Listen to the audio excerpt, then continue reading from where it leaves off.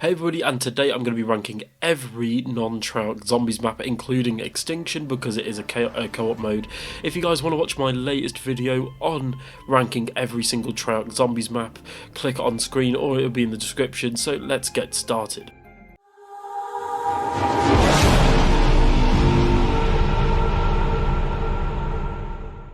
In last place is the Tortured Path from WW2 Zombies. I thought the Tortured Path was horrible, I felt tortured whilst I was playing it, and for me personally it's just not a good map. It's essentially 3 maps that are objective based and they're just not fun to play at all.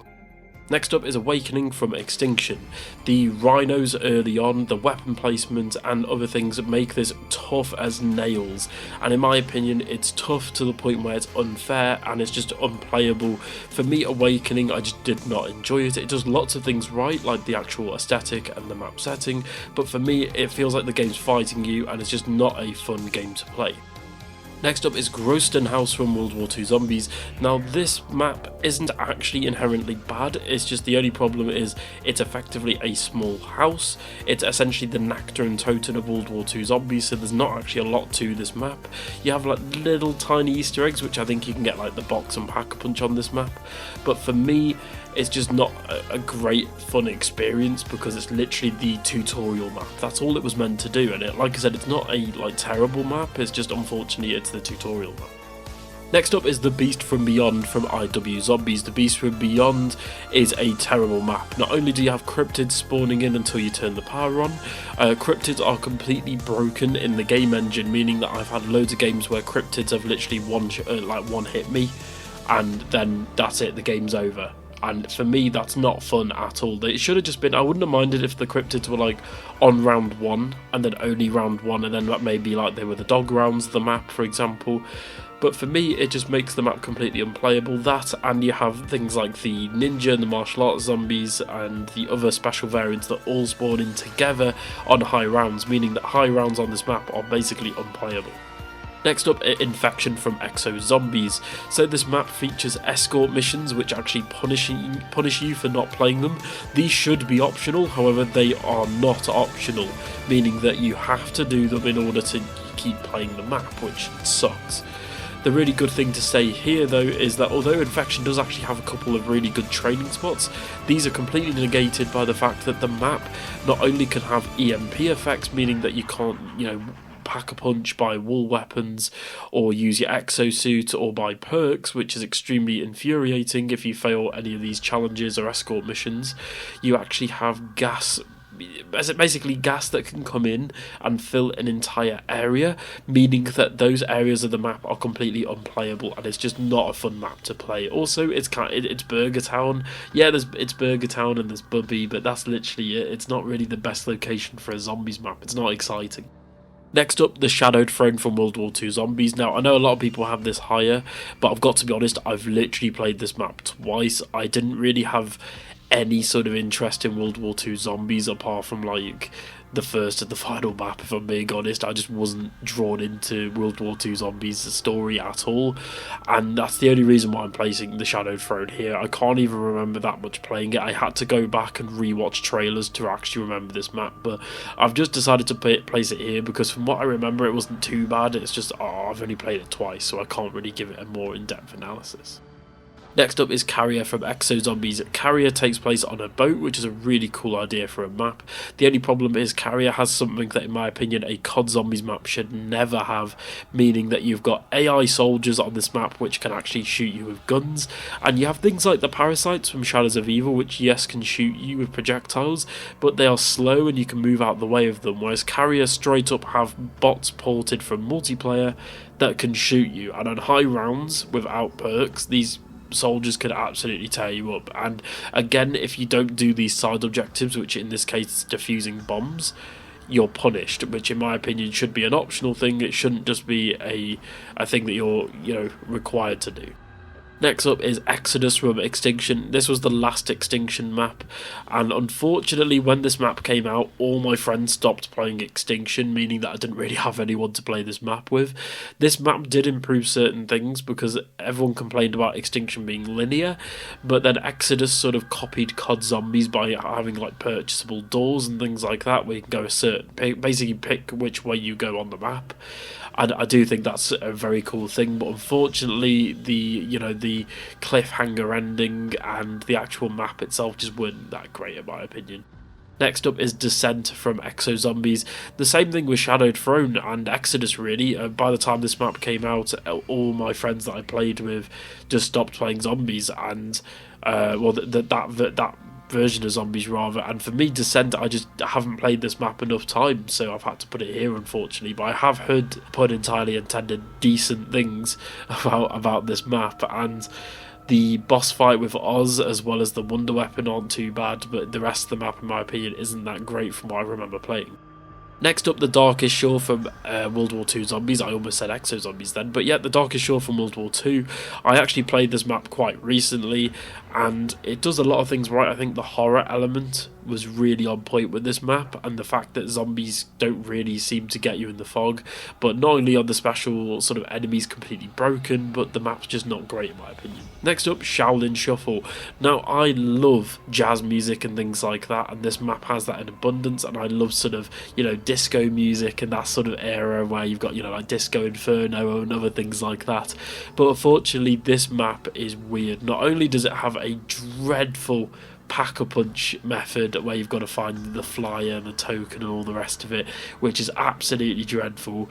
You have things like I mentioned earlier with Beast from Beyond. You have the ninja zombies and the martial arts zombies, which can pretty much one-hit you because they move faster than the player and things like that. The Easter egg is really, really weird and intricate, and it's just really complicated, and it's just very anti-casual player. And I would consider myself in the 1% of zombies players. I do all the Easter eggs, I do all the high rounds, I play zombies constantly, and even I have to say I just didn't like Shaolin Shuffle. I think the map, it's kind of like the Beast from Beyond, where it feels like the map's fighting against you. Next up is Attack of the Radioactive Thing from WW2 Zombies. There's not really a lot to say about this map. The main sort of special enemy types can be annoying at times, and in my opinion, a really annoying pack-a-punch method. But overall, it's not actually a terrible map, and there are certain things to like here. For example, I quite liked the Wonder Weapon and other things, but overall, it's just not a memorable experience. Next up, the Frozen Dawn from World War 2 Zombies. The Frozen Dawn is quite a interesting map, but because it does take a lot of inspiration from maps like Origins, and the Wonder Weapons and the Easter egg are pretty decent, but overall it's unfortunately stuck on World War 2 Zombies, and for me that kind of hurts this map, and unfortunately it's just not up there with the greats. Next up, Nightfall from Extinction. Nightfall came in to sort of flesh out the mode because point of contact was quite sort of, bland in comparison. Nightfall has a really cool sort of final boss and build up to it, and it adds lore, and overall this map was actually quite good. I enjoyed Nightfall, and in typical sort of Extinction fashion it got really sort of difficult in the later rounds, especially if you're playing on solo, but overall I quite liked Nightfall. Next up, Mayday.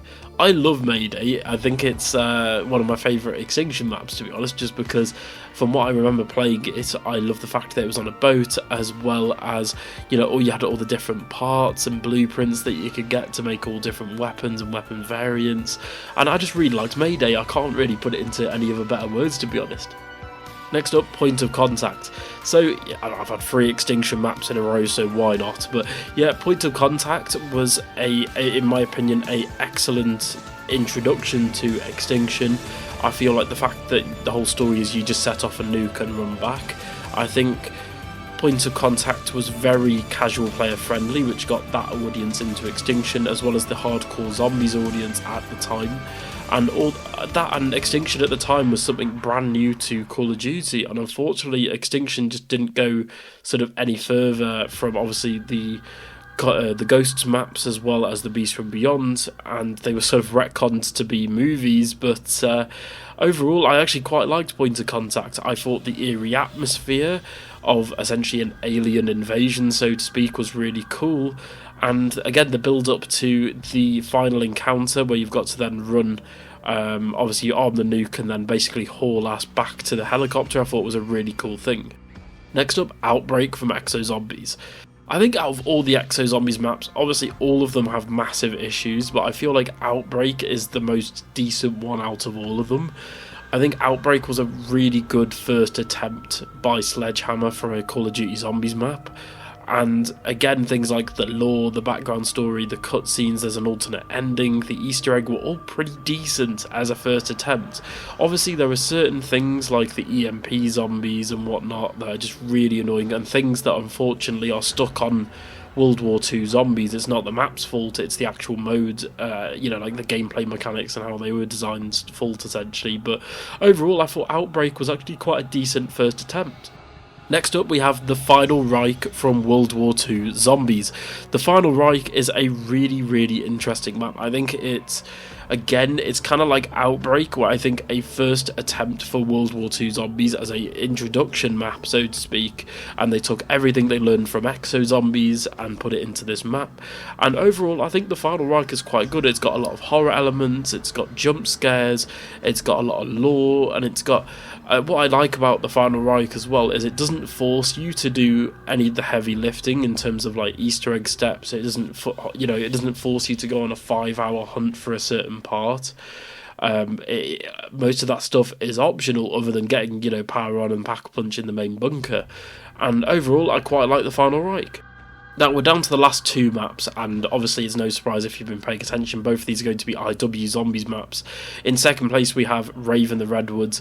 Now, I know a lot of people would have this a lot lower, but I have a bit of bias here, because not only do I love going to raves, I love 90s raves music, and this map genuinely features like 3 of my favourite songs of all time, like just playing in the background, because that's one thing I love about IW Zombies. It will have sort of music soundtracks, like actual real life music that's playing in the background on a loop.